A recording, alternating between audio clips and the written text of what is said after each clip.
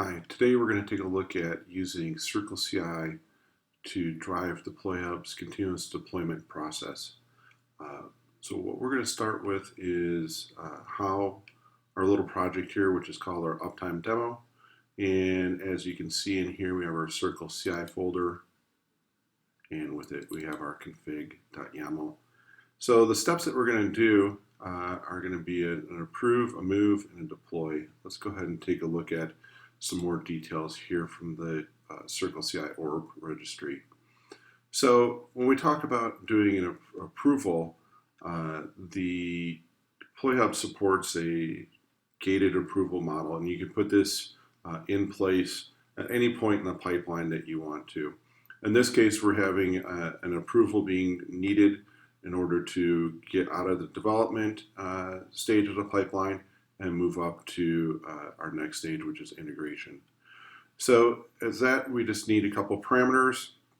We need to know which application that we're going to be moving, application version that we're going to approve, and that will go ahead and make that approval on the DeployHub side from the CircleCI Orb.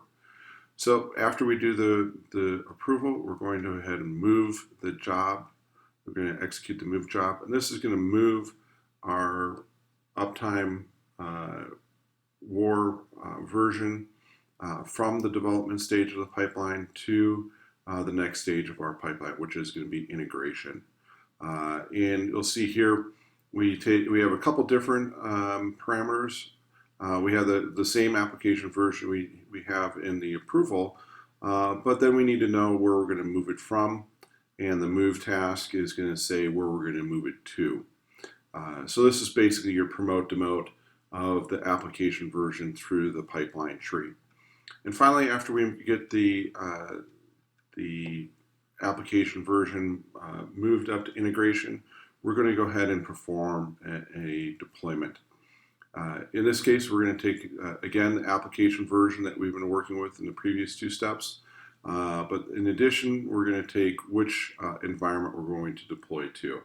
So on the DeployHub side, for a single stage of the pipeline, you can have multiple environments defined.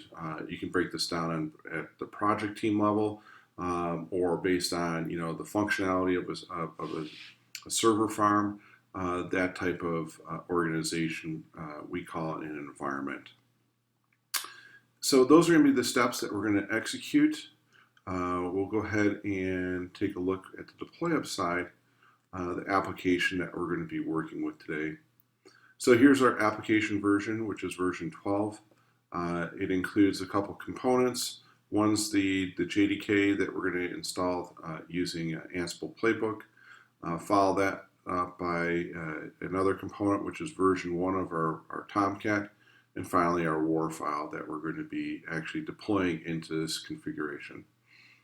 Now, one of the things that we're going to see as part of this deployment process is when we deploy to integration, I actually have it set up to fail the deployment. I'm doing this on purpose to show that we'll get successes and failures pushed back to CircleCI, and that we can stop the workflow at that point.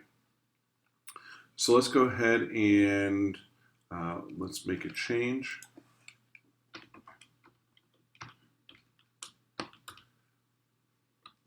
I'll delete these few lines here.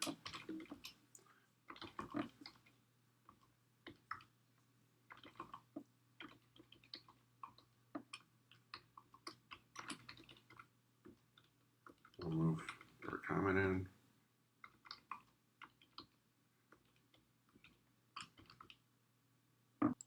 So let's go ahead and make our change. We'll do our push, and then we'll go ahead and look at the CircleCI as the trigger happened.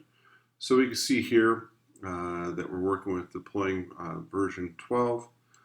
This is the approval part of the job, and that was successful.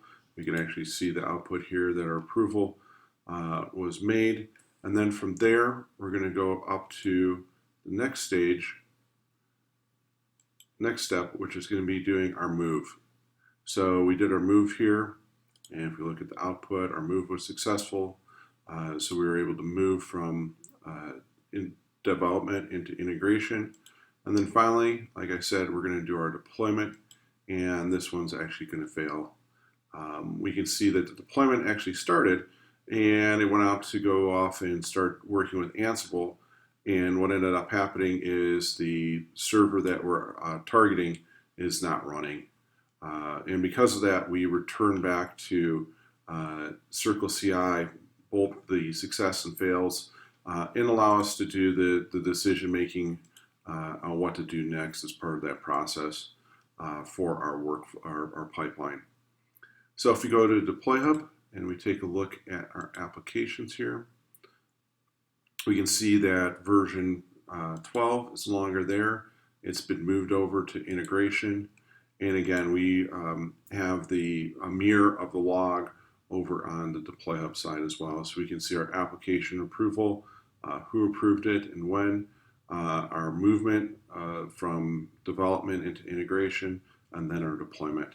And again, we can get to the same log information from either the CircleCI or from the DeployHub side.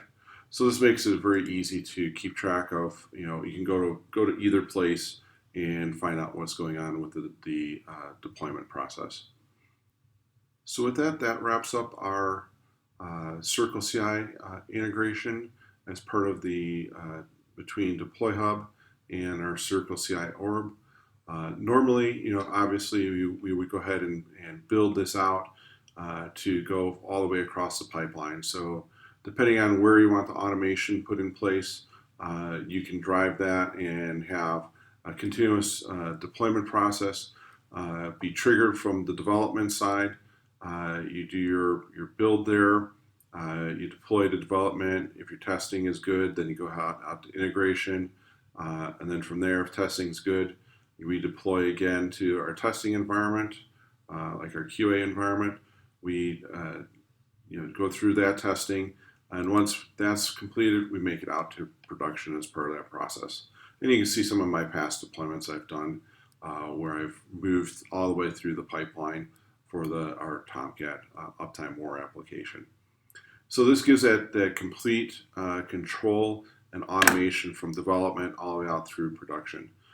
In addition, these stages of the pipeline, you can, in DeployHub, you can name these whatever you want, and you can have as many steps in the pipeline as part of the process. Well, thank you very much for taking a look at our DeployHub CircleCI Orb.